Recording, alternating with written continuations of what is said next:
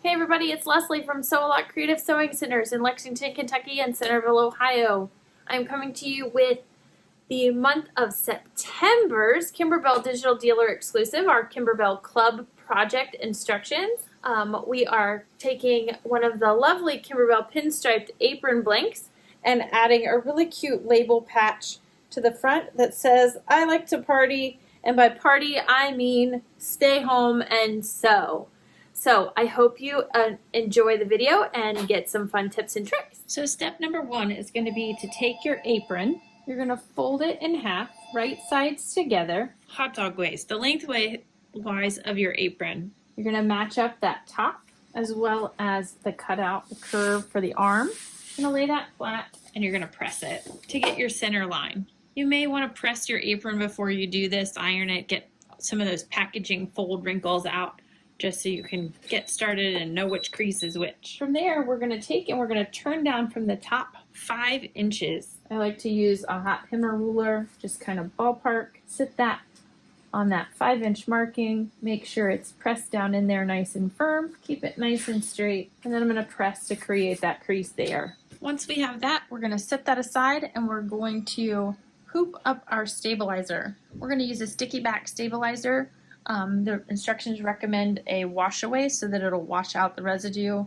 If you chose to do a sticky tearaway, that would also work for this project as well. It's just not going to peel completely away. So you're going to prepare your hoop, open it up, and lay your shiny paper side of your sticky stabilizer face up towards you. Put your inner hoop in and tighten up your hoop. We're going to use a pair of scissors, a seam ripper, something with a sharp point. And we're going to score the stabilizer to remove the paper. I like to do this on a nice flat surface so that I don't poke through.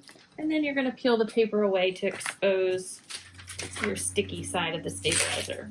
Once you have your hoop all ready and your apron ironed, we're going to go back to the machine and set up the design for placement and then position our apron. So from here, the first thing I'm going to do is call up my centering crosshair. I'm also going to select the hoop size that I'm using. I'm going to make sure that crosshair is in the center of my hoop, so it's set with my placement at 0.0 by 0.0. And then if you have a machine where you can call up more than one design at a time, I'm going to go back in and I'm going to choose the stitch out for the actual project. When I pull that in, most likely it'll be off-centered, so I want to make sure that my position is in the center of the hoop, right on top of that crosshair, and then I'm ready to go to stitch out. Now, if your machine only allows you to call up one design at a time, you're only going to call up the crosshair, go in, stitch that out, and then toggle back out and switch out the design. Most machines anymore can call up at least 2 designs at once. We can stack them on top of each other, always making sure to call up what we want to stitch first as the first item, so that crosshair is number 1, and then the design on top. And then we're going to go into stitch out, and we're going to stitch the placement crosshair right on our stabilizer. From here, we're going to place our apron onto this crosshair. I'm going to remove the hoop from my machine. We're going to take this to a flat surface. So from here, we're going to position our apron on this placement crosshair. What we want to keep in mind is this is the direction that my embroidery hoop is going onto the machine based on the hoop size I chose, which means the design is rotated to fit into that. It also allows me to keep the excess of my apron off and out from under the bed of the machine. With my apron sideways to match my design, I'm going to place that fold into that first corner. I'm going to open it up, make sure it stays straight across, and then I'm going to match that last fold line as I open it down and all the way to the edge of the hoop. Once everything's placed, I'm just going to smooth that out and stick it down to the hoop. From here, you can take and kind of roll up that extra part of the apron, keep your ties out of the way. You can pin this in place, and then we're going to take it back to the machine to start stitching. Make sure that your straps for the neck are also not wrapped around the back side of the hoop, and you can stitch the placement stitch for the base applique fabric next. Next, we're going to place our background fabric over the placement stitch. Prior to doing that, I did take a piece of fusible backing and adhere with my iron to the back of my background fabric, as well as a piece to my light blue that is going to be my sewing machine applique. This is just going to keep those stripes from showing through, plus it helps, it gives it a little bit more stabilization. So woven fusible, SF101, or Kimberbell fusible backing are all great options for this. I'm going to cover up that placement stitch completely, and we're going to tack it down. Next, we're going to follow along and stitch the details as they are called for. So Next, we're going to do our placement stitch for the applique that's going to be our sewing machine. And again, we're going to take our piece of fabric. We do have a woven fusible backing on the back side of the fabric to keep the other darker fabric from showing through. I'm going to cover up that entire placement stitch area. I'm going to tack this down. We're going to remove this from the machine, and we're going to trim around the outside of the sewing machine. We're still leaving the gray part of the applique for now, just because it'll help stabilize our stitches. So from here, I'm going to take my applique scissors and I'm going to trim really close right to the edge of that stitching.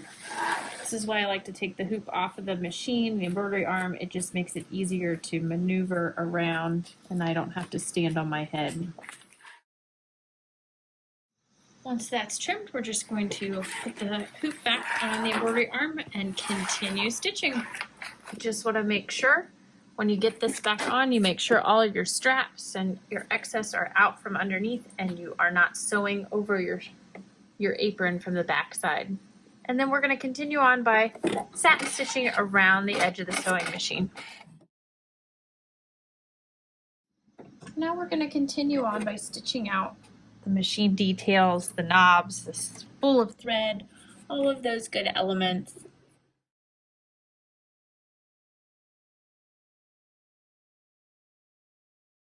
Once we've completed all of the color changes and detail stitch work for the sewing machine and the pin cushion, we're going to move on to the lettering. This I'm going to do all in my same charcoal color of thread.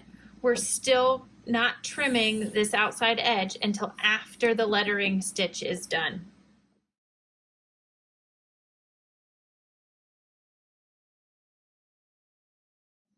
So now that the stitching is done, we're going to remove the hoop from the embroidery arm and trim around the outside edge before we do that last step of satin stitching. So again, I'm just going to take my applique scissors, I'm going to kind of lift on that outside edge, and I'm just going to trim nice and close along the edge all the way around that tack down stitch.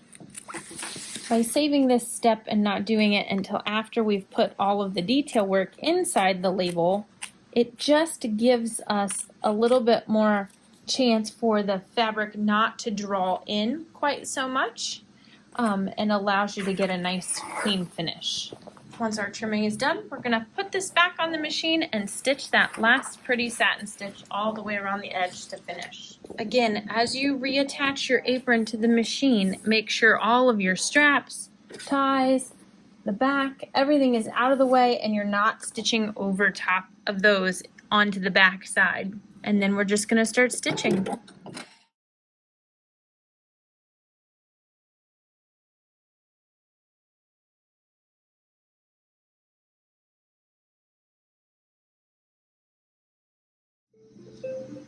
And just like that, our embroidery is finished.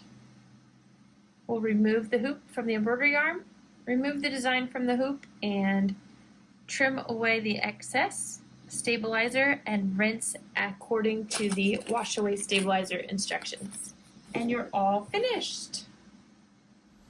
I hope you all enjoyed this month's digital dealer exclusive from Kimberbell, the cute embroidered applique done with the sewing machine and the little sewing theme on our pinstripe Kimberbell apron blank. That's hard to say. If you have any questions, reach out, let me know.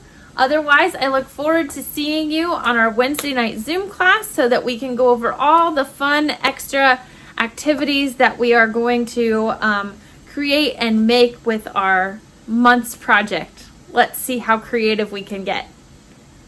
See you again soon.